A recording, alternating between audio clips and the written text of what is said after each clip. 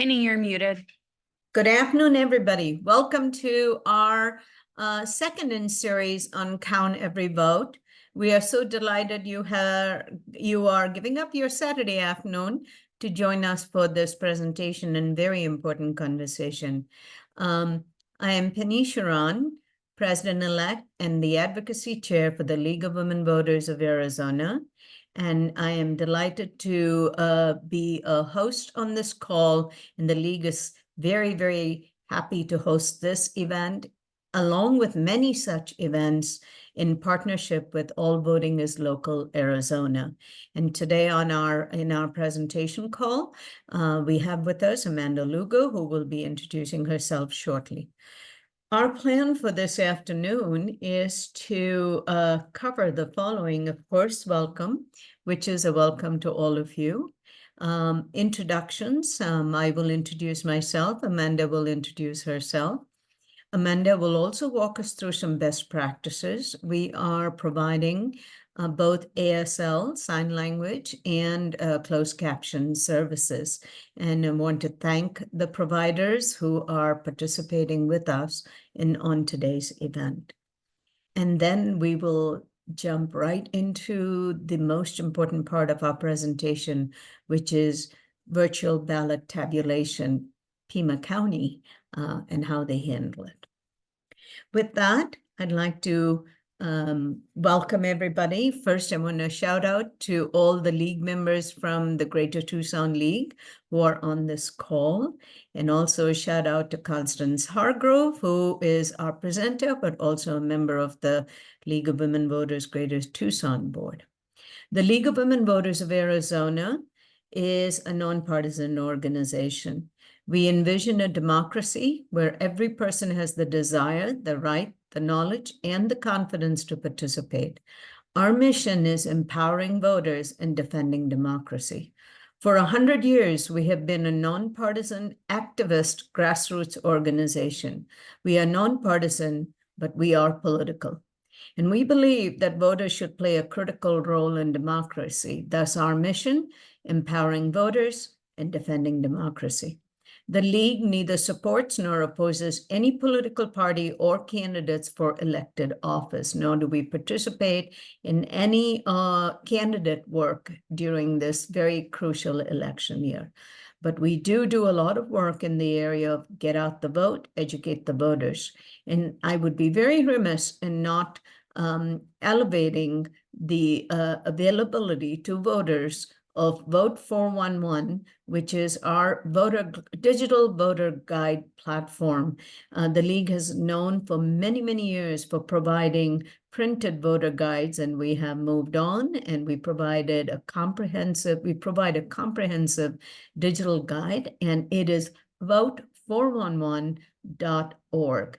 And with that, I will turn it over to Amanda Lugo, my partner in creating and organizing and actually doing a lot of the work in the background to make these events both informative and really of value to our voters and members in our community. Amanda, you're on. Next slide, please. Thank you so much for joining us today. My name is Amanda, A-M-A-N-D-A, Lugo, L-U-G-O. My pronouns are she, her, ea. I'm the Arizona Senior Grassroots Manager with All Voting is Local. All Voting is Local fights to remove discriminatory barriers to voting before the next election, empowering communities of color, young people, low-income Americans, and voters with disabilities so that all our voices are heard.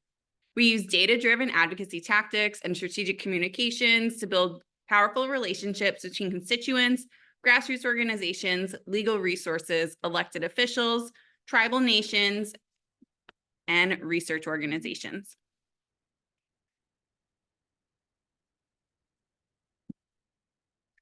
We do have ASL interpreting as well as CART captioning. If you need CART services, please turn on the captioning on your personal Zoom account. These are some best practices to have when we're presenting with ASL interpreters. Spelling your name the first time you introduce yourself, eliminating background noise, make sure you're in a room that is well lit. Only have your camera on when you're speaking. Reintroduce yourself when you resume speaking. Speak at a normal pace and tone. If our interpreters need us to slow down or spell something out, they will ask us. For our attendees, please use the Q&A functions to submit your questions. Limit conversations in the chat feature as well. We will be sending out an email to all of the registrants today following our presentation with all of the materials that are covered. So if you missed a website or there's a resource that we talked about that you want more access to, we will send you an email following this presentation. And then just know that our interpreters will translate everything that we say. So we will never ask them to not interpret something.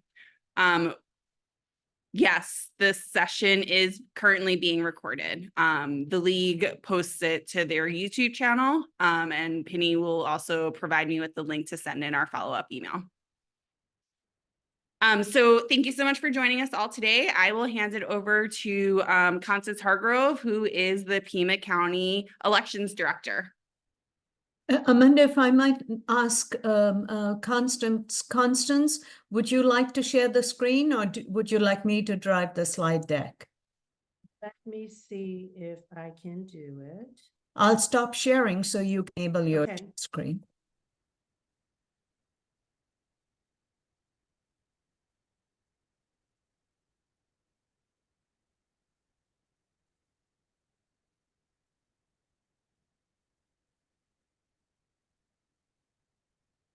Okay, I want to start from this slide. Let's make sure I'm doing this right. Don't want to start from the beginning. Amanda, help me out here. So if I do start from the beginning, that's okay. I'll just start from the beginning. Start on slide 6 where you are. Okay. Yeah, there you go. Hello, good afternoon, everyone. Thank you to the League of Women Voters of Arizona and All Voting is Local Arizona for inviting me today to talk to you about a little bit about the presidential preference election and more about counting ballots in Pima County. As Amanda stated, I am Constance Hargrove, Constance, Hargrove, Hargrove, the Pima County Elections Director. And so with that, I will get started with my presentation. Okay, so what is it that you need to know about the presidential preference election? And why is it that everyone in Arizona talks about the presidential preference being different from a regular primary election? Well, first of all, it is a closed primary.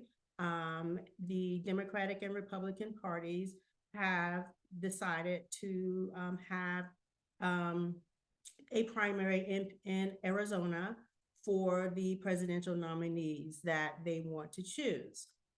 One difference is that when they choose these nominees, they do not go directly to our November general ballot as they would in a regular primary election. The convention, the Democratic and Republican convention will decide who the nominees are, and those will be the individuals that end up on our ballot in November. So that is one of the differences in the presidential preference.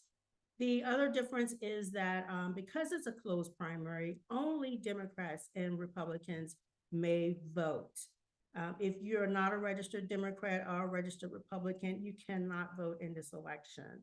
However, you do have the option to change your party designation before the voter registration deadline, which is February 20th for the PPE election.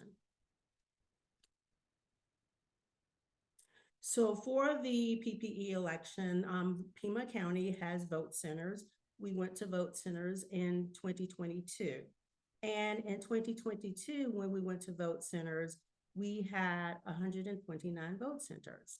Well, for the PPE election, they were not all available. And we have we had 129 in 2022. We will have 122 for the PPE election. And we did try to ensure that they were distributed across the county so that no one would be disenfranchised just because a location was not available. So you will be able to find those locations on our website after the Board of Supervisors approves them on February the 20th. Just a little bit about the historic turnout for the PPE election. And I have the information from 2012, 2016, and 2020.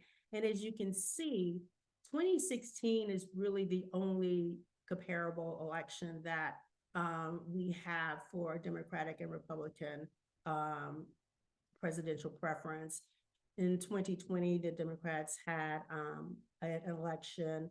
In 2012, the Republicans and the Green Party had an election. So it really is not going to be comparable to what we may see on March 19th this year. But the 2016 election does tell us a little bit about what we could possibly expect as a turnout. So in 2016, 54.4% of Democrats turned out, and then 45.1% of the Republicans turned out. And so to put that in perspective, total registered voters in Pima County is 634,931. Of that, we have 237,221 Democrats registered to vote, which is 38% of that number. 174,025 registered Republicans, which is 28%, and then 204,555 are registered as others. They're either independents or they did not declare a party, which makes up 33% of that number. And the rest of the number is made up of libertarians, no label, and Green Party, which is 1%. That's 9,130. I have listed the active early individuals who are registered on the active early voting list. We call it AVL, AEVL.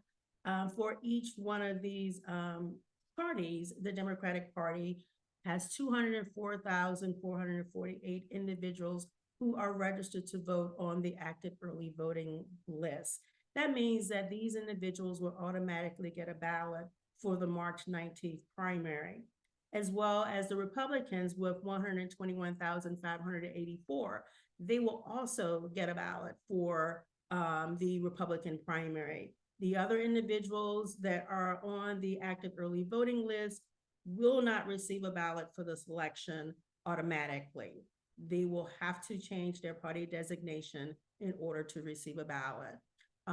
You cannot, like in a regular primary, call in and say, please, if you're independent or you've not declared a party, please send me a ballot for the Democrats or the Republicans. It does not work that way for the presidential preference election.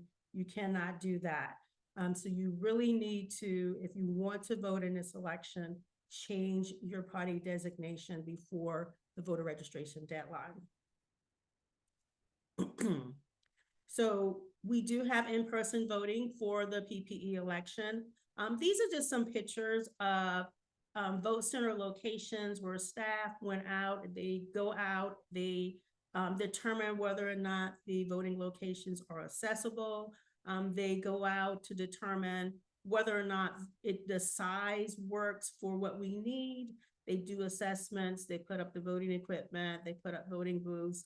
And this is just a picture of them going out to assess voting locations. This picture, you see the red, white, and blue voting booths. These are our new privacy of voting booths that we purchased.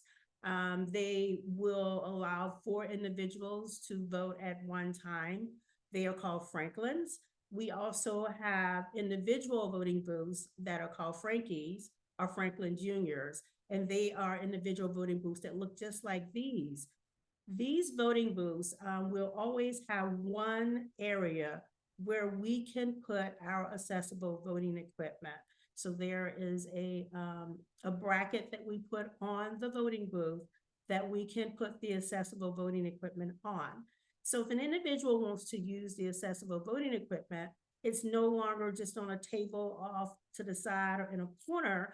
they are right there voting with other voters at the same time. They're not segregated, and they can sit, or they can use their wheelchair. They can stand, however they want to use the equipment and vote.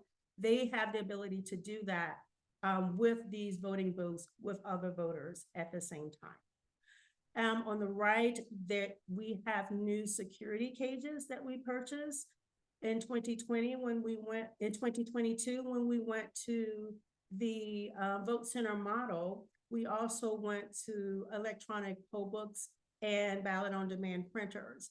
And with that, the cages that we had before, we were not able to secure all of the equipment in those cages. They were really short, small cages. And we would have to deliver this equipment prior to election day, have it locked in a room.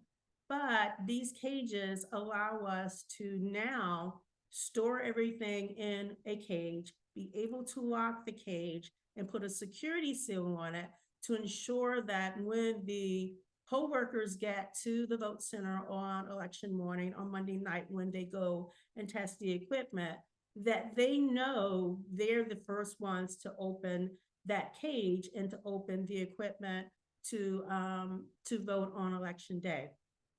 So we're very excited about purchasing these new cages. In addition to that, there were some issues with printers being set up on tables that may not work well, printers being moved around a lot. With this new cage, we are able to set up two printers, two ballot on demand printers, leave them in the cage and print from the cage. So we no longer have to move the printers around, possibly making problems with the paper trays, shaking things up. It makes it more secure, makes it better for the printers, and we're really excited about having these for the PPE election for the first time. All right, so the bulk of this presentation and the rest of this presentation will cover counting the ballots in Pima County. So what should you expect from this presentation? Well, I'm going to talk a little bit about the types of ballots, the return balloting process, determining voter intent, tabulating ballots, reporting the results, and then ballot tracking. So just a little bit about Pima County. So Pima County elections, what we do. My department processes and tabulates early ballots. We conduct elections on election day. We report the unofficial results. We conduct a hand count audit after each election. Then we prepare the canvass that goes to the board of supervisors. And once the board approves the canvass, we post the official results on our website. So there are technically 4 types of ballots that we process for each election. The first type would be military and overseas ballots. These are mail, email, and fax ballots. These ballots are the first ballots to go out for each election. They go out 45 days before an election. Secondly, we have early ballots. So early ballots are the individuals who are on the active early voting list. They will receive early ballots in the mail. So they fall into that category. Then there are election day ballots. These are the individuals who show up on election day and cast their ballot. And then there are provisional ballots. Provisional ballots require additional verification, but they are also cast on election day. So more detail about military and overseas ballots. We call these ballots UOCAVA ballots most of the time because these voters are covered by the Uniformed and Overseas Citizens Absentee Voting Act. These ballots require signature verification. Now, 3 types of ballots. So there are 3 ways that military and overseas individuals can receive their ballots. They can receive a ballot that's in the mail, regular printed ballot that is mailed out just like the early ballots are mailed out. There's no special processing for those ballots when they come back, as long as they mail them back in the envelope they received them in. Then they can receive ballots via email.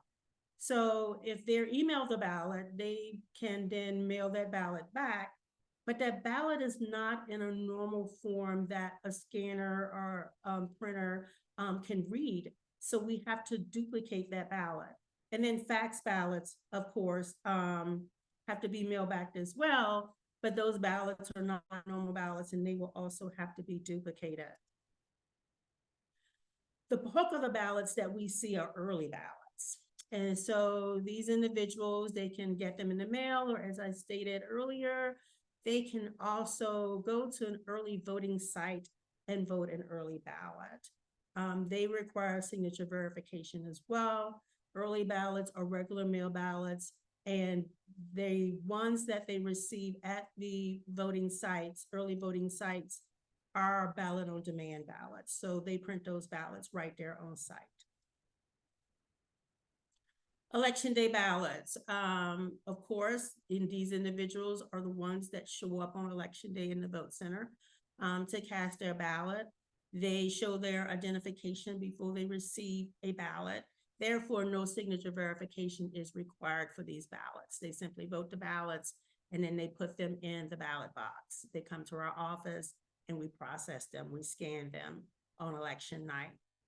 These ballots are issued on a ballot on demand printer, or they are issued via the express vote accessible voting equipment. So the express vote is a ballot marking device. They mark their ballot, and once they mark their ballot, then it goes into a ballot box, just like the other ballots. And then there are the provisional and conditional ballots. These are individuals that come into the vote center, they cast a ballot, maybe they do not have the proper identification. And so we can't just allow them to cast that ballot and count it. These ballots have to go to the recorder's office so the recorder can do additional research in order for their ballot to be counted. And since they're in the vote center, the ballots are issued just like the ballots for vote center in-person voting. So return ballot processing. Ballot transfer is the first thing that happens when we receive ballots back. So the recorder receives the ballots first, and then they transfer them to us. Then those ballots are distributed to teams. So two individuals representing two different political parties will work as a team to process the ballots. Verification, there are teams that verify the number of ballots that are turned over to the elections office from the recorder's office. Then the processing of early ballots, we have teams that process the UOCAVA ballots, the early ballots that come to us, and they also duplicate those ballots if necessary. And then the final step in the process is tabulation. So the ballots will run through the DS-850 tabulator. So the scanners that we use are called DS-850. All right. So with the ballot transfer, the recorder's office transfers ballots after they have gone through signature verification. These ballots are in the affidavit envelope when they're transferred to us. The ballots are transferred to us, and we also receive a form that has a batch number, the type of ballot that is being transferred, and the number of ballots that they're transferring to us. When the elections department receives these ballots, they sign off, they date, they put the time that they received them, and then both offices keep a copy of the ballot transfer receipt. So this is the batch turnover receipt that we would receive from the recorder's office. This one's a little bit hard to see, but it has batch A1, type, mailed, and then the total number of ballots that we received. There's a link here that I'm not going to go to the link, but this link will take you to the recorder's website where you can actually look at the batch turnover receipts. Early ballot processing boards. So we call them the early board. So these boards, they process all of the ballots that we receive from the recorder's office. They consist of 4 distinct teams. They're bipartisan teams that receive the ballots in batches. These ballots that we receive remain in their batches throughout the entire process. So if we receive a batch of ballots in A1, that batch carries all the way through to the tabulation room in batch A1.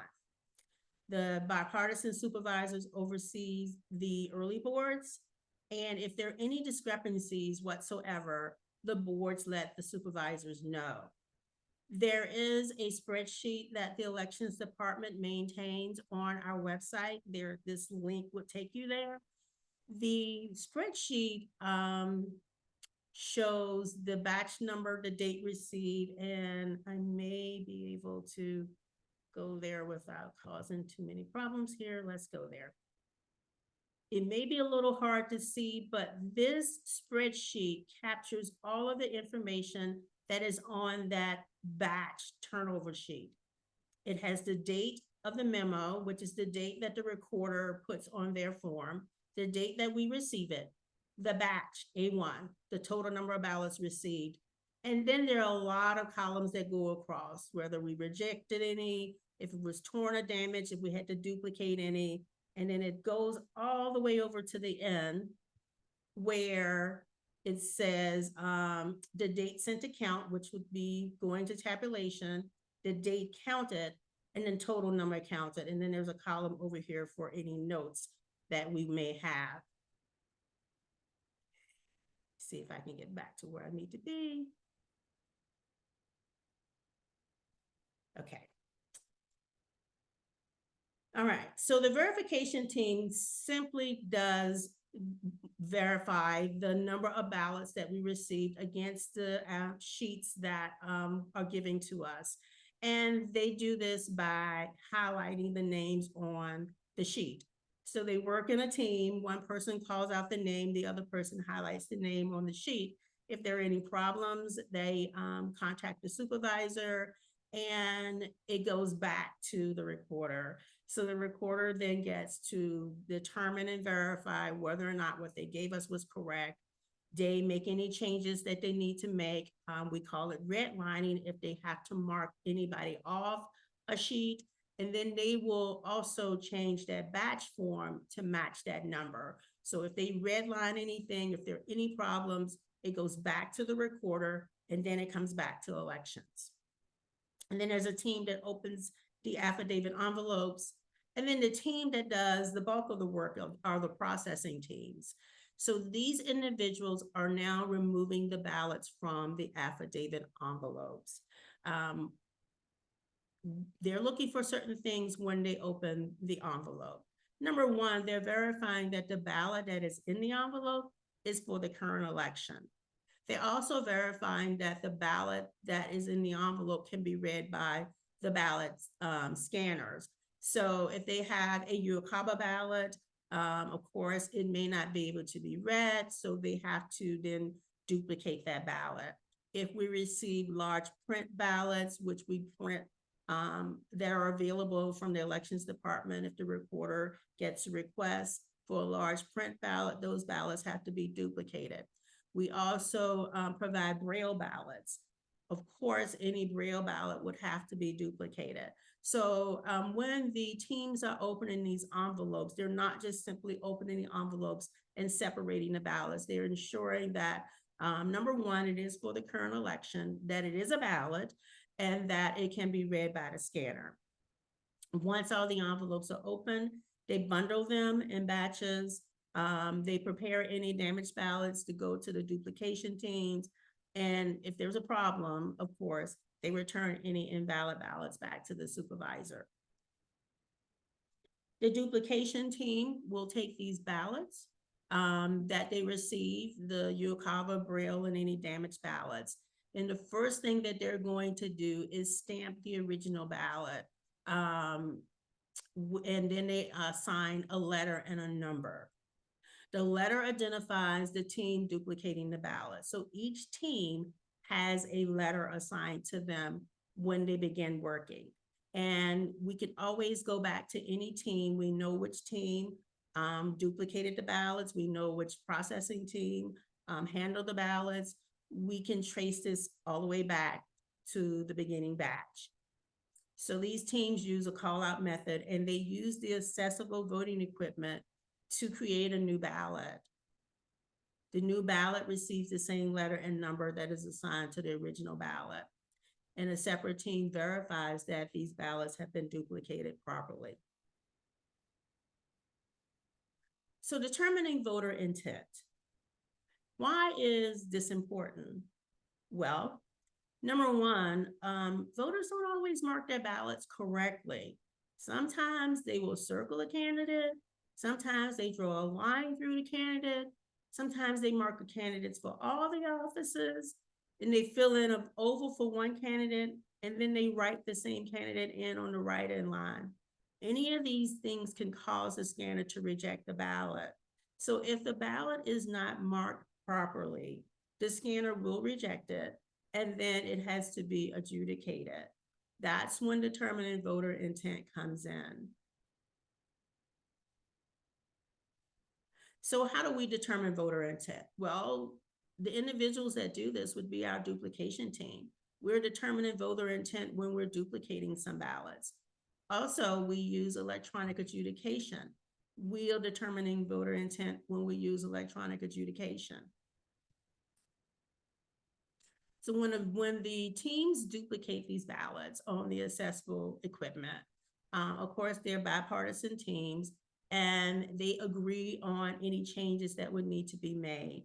So let's say, for instance, a voter, they bubbled in a candidate for an office.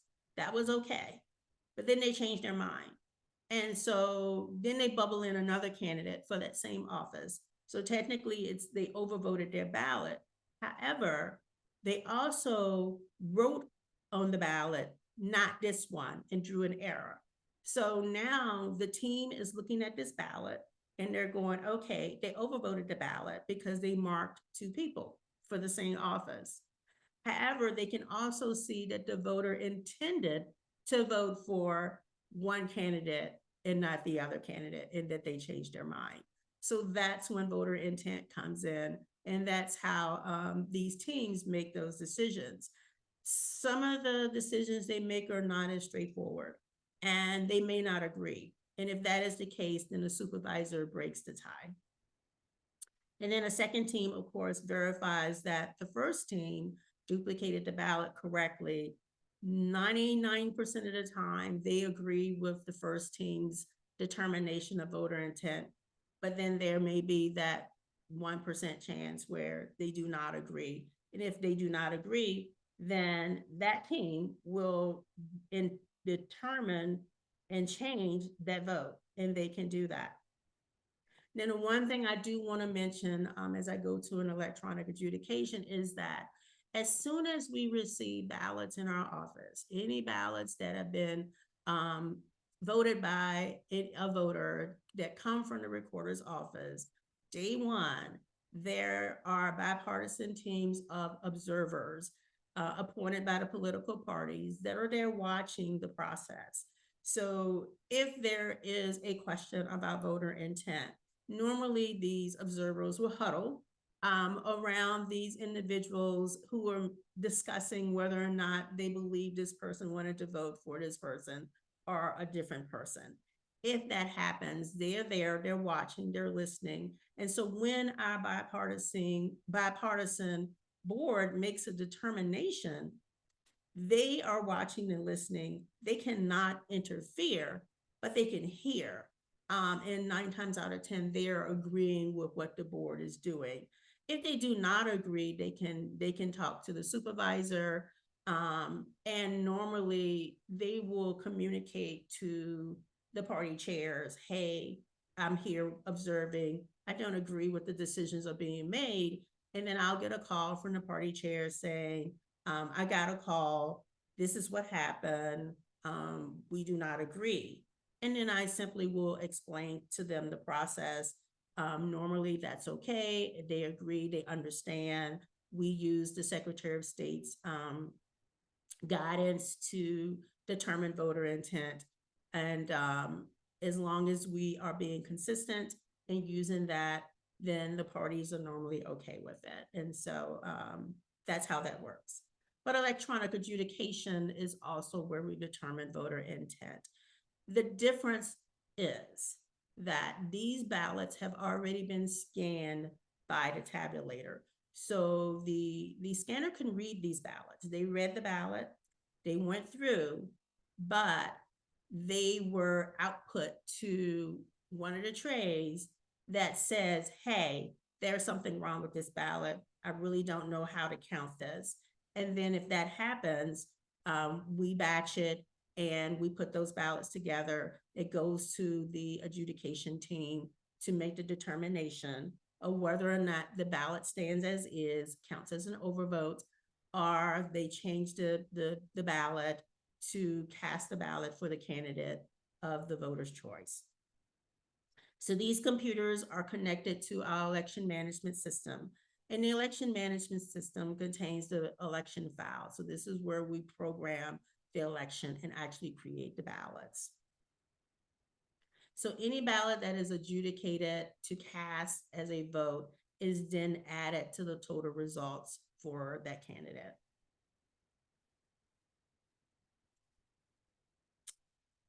Then there's the tabulation board. The tabulation board are the individuals that receive these ballots and they get them ready to be counted. They receive the batches in sealed bags. The bags are labeled to identify the batches inside. So that batch turnover receipt that we received with A1 and the number of ballots is the same information that follows these ballots to the tabulation room. So what the individuals are seeing in the tabulation room is the same information that was written from those batches. Once they get them, they open them and they distribute these to the teams that will be running them through the scanner. The scanner operators will log the batch information as they remove these ballots from the bag. The operators record the total ballots scanned and they compare this information to the label that they received of the total number of ballots that the early board told them they gave them. And then there's the verification process. So these bags are rolled into this room. And as soon as they're rolled into the room, the observers, political party observers are there. They have a routine. They take a look at each bag. They have a chart, a list that they have. They compare the bags to the list that they have. So immediately they would know if the batch comes in and is A1, if it does not have the 3,900 ballots in there, they would say, hey, this number's not right. Why is it not right? Where there should be some indication if it's not the same number, that some of those ballots were taken out to be duplicated, and that duplicated batch will come in a separate bag. And so they match these as they come in. Then after the tabulation board scans them and puts them in the boxes and seals the boxes, they put labels on top of the boxes to match the batches that are inside. The team of observers also, they take a look at these as well. They look at those, they match those to the information that they have to ensure that the ballots that came in and the number that they said they came in is the same number that was scanned and put in these boxes. And so once the ballots are boxed, they are secured, and we keep them there waiting for them to be transferred to the treasurer. So this is a little bit more about how these ballots are scanned. So when these ballots are put into the scanner is programmed for the top bin. They will not process those ballots. Those are unreadable ballots. The middle bin, these ballots are processed. They're overvotes and unclear marks, but these are the ones that are going to the adjudication team.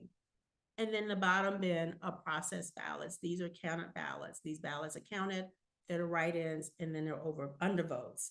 And so the three bins are there we print the bin reports. The bin reports go in the boxes with the counted ballots. So everything stays together.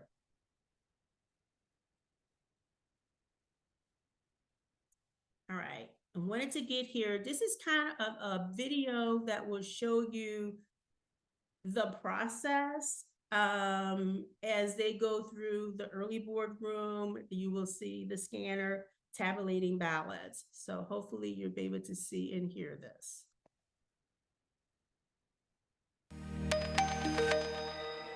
When you cast your ballot at a vote center on Election Day, it's not the end of the process, it's just the beginning. Once voting wraps up, elections workers must account for every voter checked in and every ballot cast. Regular ballots are separated from provisional or early ballots. Then, all ballot boxes and envelopes are sealed. Receipts are placed with each ballot box to document the number of ballots inside and then transported to the Elections Department for processing. Members of opposite political parties observe all the ballot processing procedures to ensure fairness and accuracy. Cameras at the Elections Department allow the public to view the entire counting process as well. Batches of ballots are then brought into the tabulation room, where elections workers and political party observers record the number of ballots in each batch. That number is checked again after the batch is processed. Election staff then run ballots through tabulation machines, keeping the batches together. Ballots that cannot be read, members of opposite political parties review the documents to determine voter intent as required in state law. In addition to counting votes, tabulation machines collect ballot images. Those images, the tabulation data, and the original ballots are all retained following an election. The paper ballots are transferred to the Pima County Treasurer, who is required by law to retain chain of custody of the records for 22 months. At the close of each day's ballot count, each tabulation machine produces a report showing the batches and number of ballots each machine counted. This report is kept with the ballot batch as well as provided to political party observers.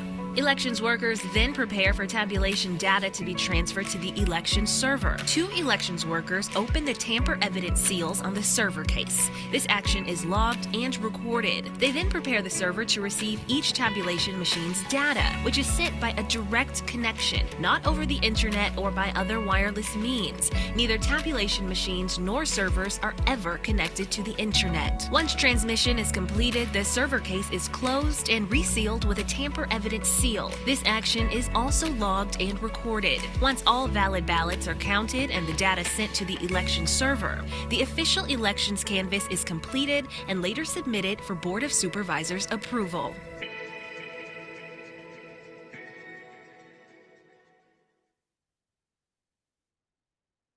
Okay. So that's a kind of a short video that kind of walks you through the process. Here's a timeline for the March 19th election. So February 26th, we anticipate receiving our first batch of ballots from the recorder's office. On March the 5th, we will begin tabulating ballots.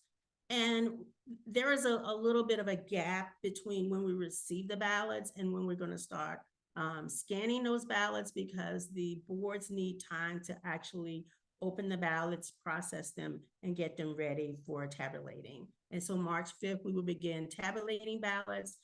These processes are ongoing until all ballots are processed. Of course, March 19th is election day. Election day ballots are processed after the polls close. Immediately, as soon as we receive them in the office, we begin processing them, and we process them until they are complete. So we're not holding ballots over for days that are cast on election day. There's a hand count audit that happens on March the 23rd. The curing deadline for the PPE election is March 26th. And then on March 27th, we receive the remaining ballots from the recorder's office. That would be any provisional ballots or any ballots that were cured. Once they're all processed, at the end of tabulating, there is a post logic and accuracy test before we prepare for the canvass. Okay, so reporting the results. After the polls close, the first results reported at 8 p.m. They're reported at 8 p.m. on election night. These are only early ballots. The polls close at 7 p.m. election night. By statute, we cannot report any totals before 8 p.m. So at 8 p.m., we post our first results, which are early ballots that have been tabulated prior to election day. Then the second posting that you will see on election day are the ballots that come from the vote centers, and we post those next. And then we continue posting results until all the ballots are counted. Then the results must be canvassed. So we prepare the canvass report for the Board of Supervisors. We go through, we verify the information is correct, we verify the ballots that we sent out, came back.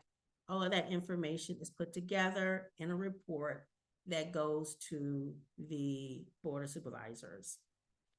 Once the Board of Supervisors meets and canvasses and certifies the election, the certified election is sent to the Secretary of State, and they then will have their canvass. So tracking ballots, this is something that is really important. This is something that came up a lot in 2022, a lot of misinformation about how voters' ballots can be tracked. Number one, first and foremost, we have a secret ballot in Arizona. We have a secret ballot in the United States. There is no tracking mechanism on a ballot that ties your ballot back to you. Once that ballot is separated from the envelope, there is no way that we know whose ballot it is unless you put your name on it. We do not advise you to do that because there may be instances where there public record requests where they're asking for information. And if your name is actually on your ballot, if it is ever allowed to be released, then they know exactly how you voted. Some people do not care. They want that information out there. I do not advise it because then you no longer have a secret ballot. But ballots are batched and flagged by the recorder, of course, and you can follow, as I said, those batches on the recorder's website. So when a ballot comes in, the recorder scans the affidavit envelope, which has a barcode that is tied to the voter. So that ballot, the envelope is scanned, and then they go through their signature verification process. That ballot is assigned a batch number, and that batch number is entered into the voter's record. The voter can then go to their voter record, look at the batch that corresponds to their ballot. Then they're able to go to the recorder's website, look at the turnover receipts and see that, oh, my ballot is in batch A1. They can see when the recorder actually turned that information and turned the ballots over to the elections department. It is posted there. So you can follow your ballot as far as the recorder's website. Then that gets turned over to the elections office. You can still track that batch to my office, but once we open the envelope and separate your ballot, we know what batch your ballot is in, but we do not know who it belongs to. The batches stay together throughout the entire process, but the identity of the individual is no longer there. The provisional ballots are the same way. So provisional ballots go to the recorder's office, they do their research, they're in envelopes with the voter's name on it, but once they come back to our office, they're in batches as well. We separate them from the envelope so that the voter's identity is no longer available. Ballots that are voted on election day are not tied to an individual. You're checked into the electronic poll book. We issue you a ballot. The ballot has no identifier for information on it, and it is put into a ballot box with all the other ballots. So if someone tells you you can track your ballot, it is absolutely not the case. You can track where your ballot is in the process, if it is an early ballot and if it is a provisional ballot. If it is an election day ballot, your ballot is counted on election day. There's no way to identify where that ballot is.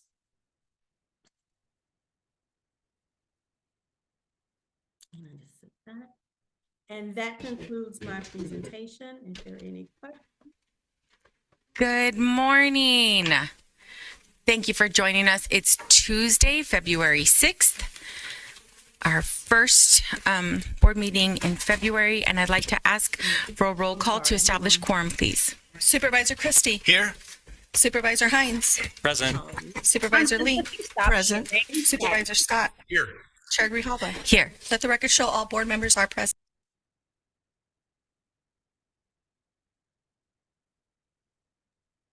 Thank you so Apologies, much, I'm sorry. everyone. There was one question in the chat that I addressed. If there are any other questions, please feel free to post them in the Q&A. We'll just give a couple of moments for folks if they have any questions.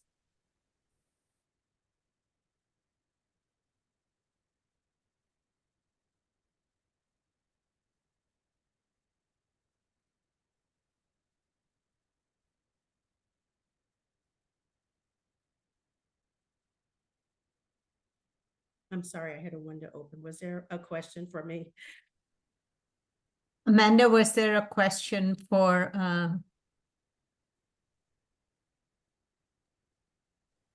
Constance? The only question that was in the Q&A was a question that I was able to address. So we were just giving folks a second in case they had any other questions.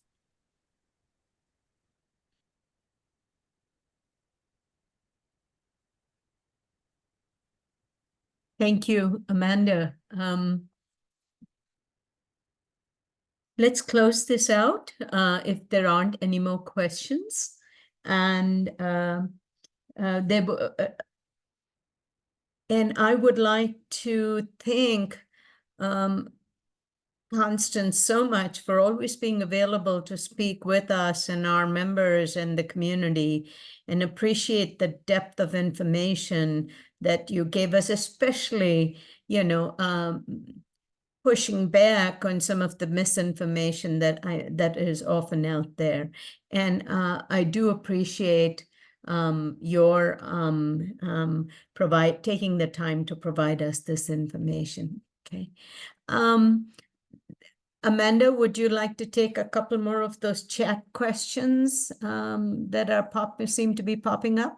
Yep. So Allie, I answered your question. We are having a presentation similar to this with Yavapai County on March 2nd. You'll receive an invitation to that.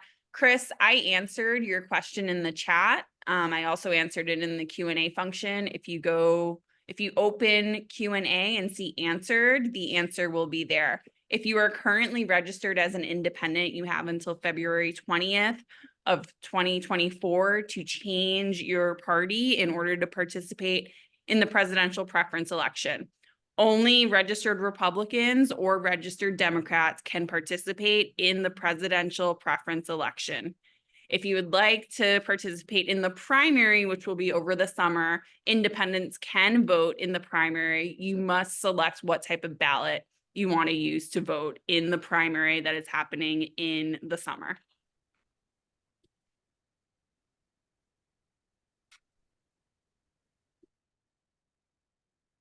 Amanda, Here's more information about the presidential preference election. Like I said earlier, you will be receiving all of this information and more via email at the end of our conclusion. Penny, I just need you to send me the registration link. Yes, the video will be included. All of the materials will be included in the email following today's presentation. Next slide, please.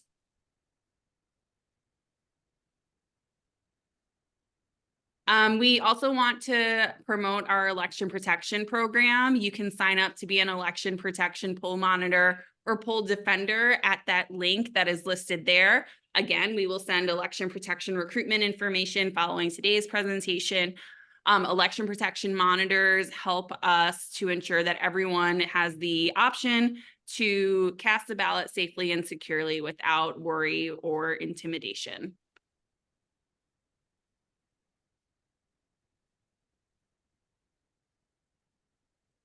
And Penny, I will hand it to you to close us out. thank you so much, Amanda. Appreciate all your work, Also appreciate everybody on this call who is attending. I'm going to stop sharing my screen so that you can all, we can close out today's session, okay? On behalf of the League of Women Voters, All Voting is Local, first, my deepest gratitude to Constance for being available and for giving us such wonderful information. Special thanks to Amanda and all the work she does. And yes, you will, I promise you, you will get a lot of information from Amanda, including a recording of this event. And with that, we want to give you back your Saturday afternoon and wish you all a wonderful weekend, Super Bowl, and may whichever team you wish and support win. And have a great time as you watch the Super Bowl. And if you don't, I hope you have a wonderful weekend anyway. Okay.